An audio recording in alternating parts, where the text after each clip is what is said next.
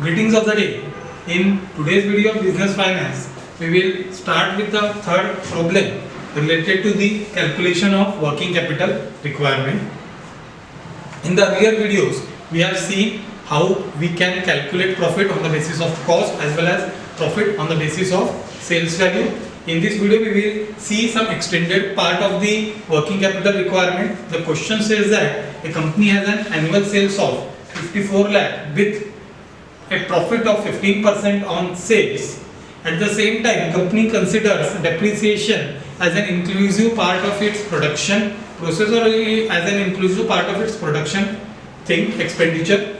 So along with that, the cost of material, wages, administrative expenses, manufacturing expenses, selling expenses is given in the question, and we have been also provided with the other information relevant to the calculation of working capital requirement.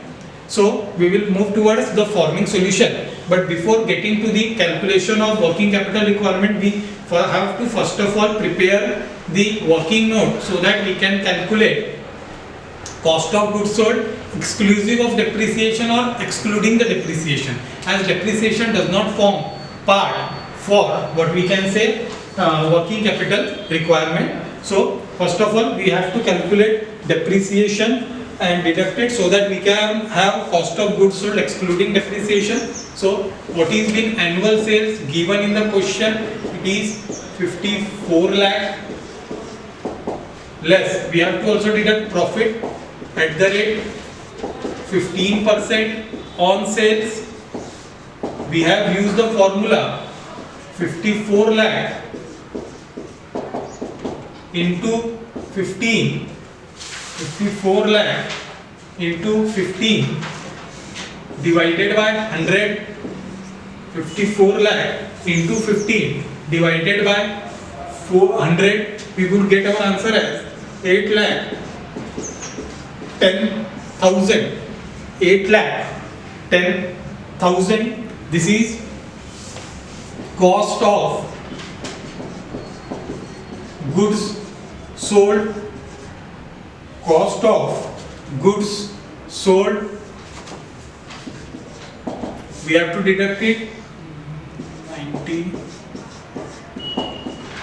We would get our answer as 45 lakh 90,000. Again, we have to deduct depreciation because it is been included in the part of production process, and the amount of depreciation is given as rupees 1 lakh 80,000. 1 lakh 80,000.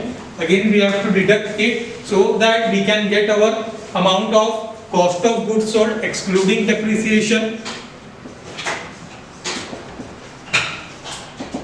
Now we have amount of cost of goods sold excluding depreciation. This was the one way by which we can calculate cost of goods sold excluding depreciation, or else we can go by another way. Here we would add all the elements which are related with the production. For example, raw material, wages, manufacturing expenses, administrative and selling expenses or overheads. We have to all these items so that we could get our cost of goods sold. So we would add one by one. The raw material is given of rupees 13 lakh 50,000. 13 lakh 50,000. We have taken it. Second thing is the wages. Wages is given for rupees 10 lakh 80,000. 10 lakh 80,000. Third thing is given of what we can say manufacturing expenses. It is been given as 14 lakh 40,000. 14 lakh 40,000 40. Lastly, administrative and selling expenses, they are been given of rupees 5 lakh 40,000. 5 lakh 40,000. Now we have to make total of all these. So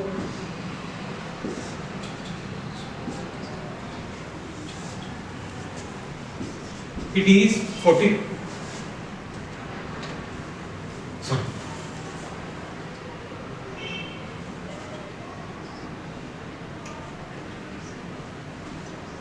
44 lakh 10,000. Again we have get our cost of goods sold excluding depreciation, as we have not added the depreciation yet. We get our amount of cost of goods sold. Now we have all the numbers which we would be requiring for the purpose of calculation of working capital requirement. Hence we can now move towards calculation of working capital requirement. We have used the formula for calculation is current assets minus current liabilities. Hence we would write it as a portion current assets. So what are our current assets given in the question? We have to take all for which we have been provided with the information. We have to take all the current assets one by one. We will start with stock of raw materials. So we have to find out what is the credit period, what is the period for which stock is lying in our premises, that is 2 months. So we have to take the amount of raw material 13,50,000 into, as it is been provided in months, we have taken 2 months divided by 12. Divided by 12, we get our answer as 2,25,000. Second thing is stock of finished goods. As the information of works in progress is not given in the question, we would not take it. We would take for finished goods, as information related to the finished goods are given in the question. Hence we would start with the finished goods. Whenever we speak of finished goods means those goods which are completely gone through the production process and everything is incurred. For example, raw material is incurred in it, wages are incurred in it, manufacturing expenses as well as administrative expenses are also incurred in it. That means that all of the sum total, that is 44,10,000, is the cost of our finished goods. 44,10,000, that is the cost of finished goods or stock of finished goods. The period for which finished good is lying in our what we can say warehouse is of again 2 months. And as the information is provided in months, we will take number of years in a month, that is 12. Therefore 44,10,000 into 2 divided by 12 would equals to 7,35,000. 7,35,000. Next thing is about the debtors. Debtors to whom we have made credit sales are debtors. So here, as no information is given about cash sale, it means that whatever sales we have made, we would consider 100% as our credit sales, and the cost of goods sold will accumulate the amount of debtors. So it would be 44,10,000 into credit period allowed to our customer is of 1 month. So therefore 44,10,000 into 1 divided by 12 would be 3,67,500. 3,67,500. Lastly, cash requirement is also given in the problem. It is of rupees 1 lakh, which is to be maintained by the company on regular basis. Hence, now we can make the total of our current assets and we would get our current assets.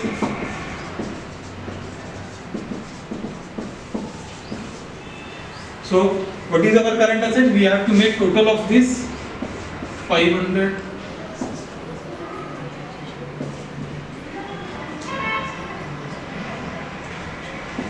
That is 14,27,500. We can now transfer it in the second column of amount, 14,27,500.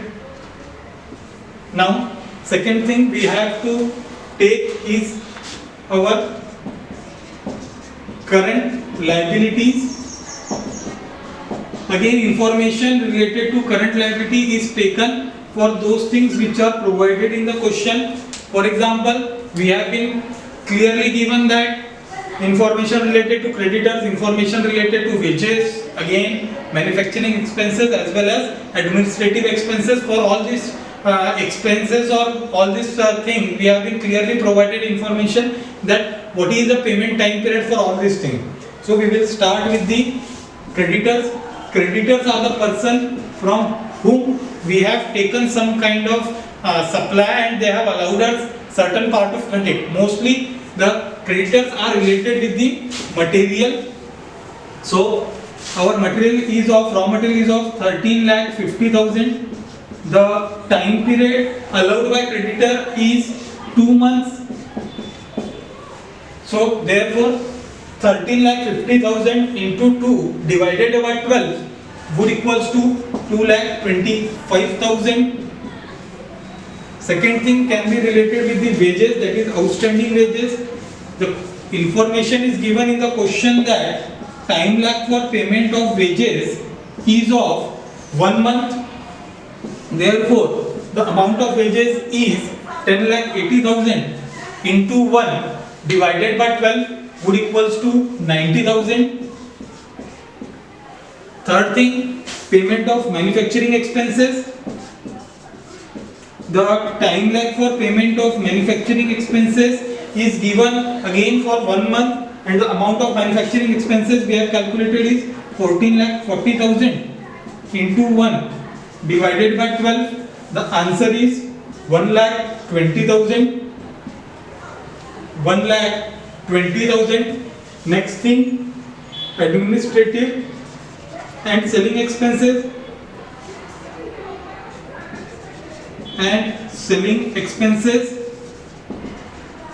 The amount of administrative and selling expenses is 5,40,000.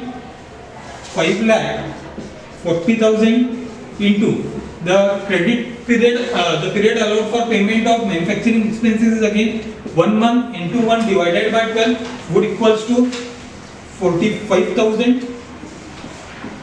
45,000. Now we can make the total of our current liabilities. It would be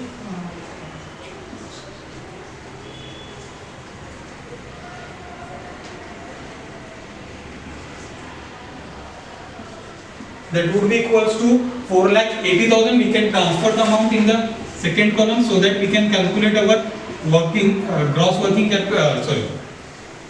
We can calculate our working capital. What we have got here, we have got our B, current liabilities. Now we can calculate our working capital by denotation of A minus B. A is current assets, B is current liabilities. 14,27,500 minus 4,80,000 would equals to 9,47,500. 9,47,500. That is our working capital. If suppose contingencies are given,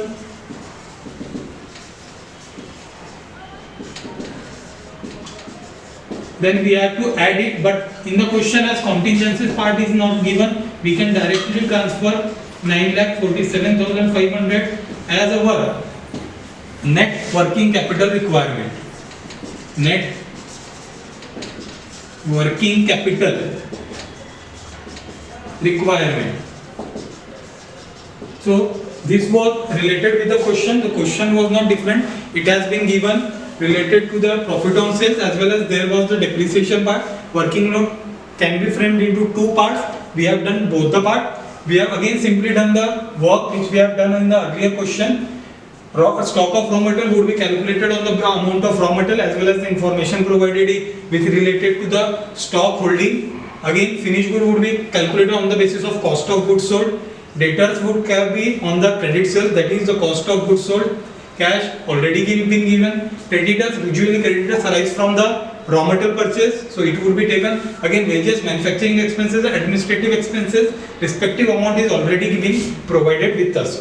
We can again look one thing that we have said in the theoretical aspect, that our total of current assets is known as gross working capital. Hence 27,500 can be our gross working capital in the numerical pattern, just the total of current assets. When we deduct current assets from current liabilities, we get our net working capital. This was related with this question. In the next video, we will see some new type or new pattern of question. Until then, stay tuned. Thank you.